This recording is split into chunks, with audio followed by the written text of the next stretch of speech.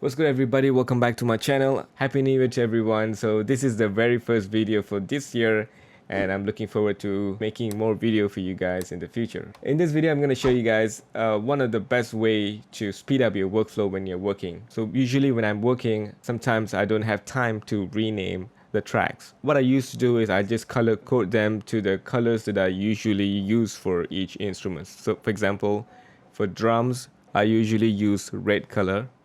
For synth, I use pink, and so on. So whenever I see the color, I know, okay, this is the synth track, this is the drum track. If I don't have time to rename, this is what I usually do. But there's another way that I found out which works same as color coding by adding the track pictures, right? Okay, let's say I'm working on a drum pattern now. I'm gonna go to instrument, let's add MPC beats. So this is my MPC beats track, right? It's already named it MPC beat, so I wouldn't have any issues later on to find it, right? Because it's already labeled.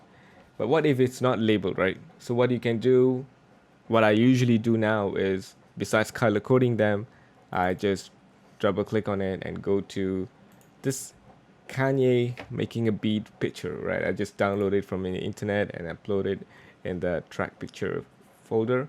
But if I were to just add a kick, let's say I'm using a sampler track, I can just come here and right click, go to sampler track. So let's say if this was not named, I can rename it kick if I don't have time to rename it. So what I'll do, I'll just double click on it and go to kick, maybe this kick, all right?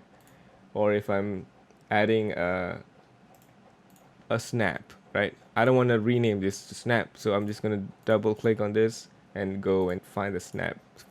Okay, so let's say this is a hi-hat. I'm going to just double click and add the hi-hat right there. Or a percussion. Let's add a percussion. So this is all the photos that I found online. So let's say I'm working on a large project right now and I see all these pictures. I know this is drums. Maybe later when I'm free, I can come back here and just like rename them percussion and hi-hat and so on, right? So I believe that this definitely can speed up the workflow, and not only that, it actually looks cool when I'm mixing. See, look at this. This is so powerful. Maybe I can use this for a drum bus, right? So this Kanye making beat is a drum, or I can add a vocal track. Let's say I have a female vocalist right now, and I'm gonna add Beyonce's picture there.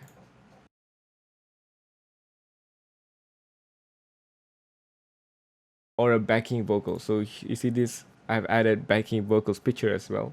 So if you want to know how I did that, it's very simple. All you have to do is go to Google. Okay, let me just show you. Backing singer. Go to image, and now you can see all these pictures. You can actually just download whichever you want. And the one that I downloaded was this, I think. Yep. Or okay, let's try with this one right here. So our backing singers today is Britney. So I'm gonna go to another site, which is background remover. Okay, so I'll go to background remover. I go to this site, copy this image, copy image, go and paste them. This one right here I can just close. Alright, perfect. Now I got Britney Spears and the other two singers, I don't know who, but I'm gonna download them just and add them to these backup. You have to rename them and just drag it down to the icon folder. So here's all my folders, right? So I'm gonna go back here. So let's say I have another backing vocals. So I'm gonna just double click on it, go to users tab and import them and find the folder, back singers, and hit OK. Now I have these pictures added. Okay, the other thing you can do with this picture is you can zoom in. So let me just show. So let's say the picture is not big enough, so you can actually zoom in like so if you just want Britney's photo, or you can just zoom it just slightly bigger than before, or you can rotate it. I don't want to rotate it.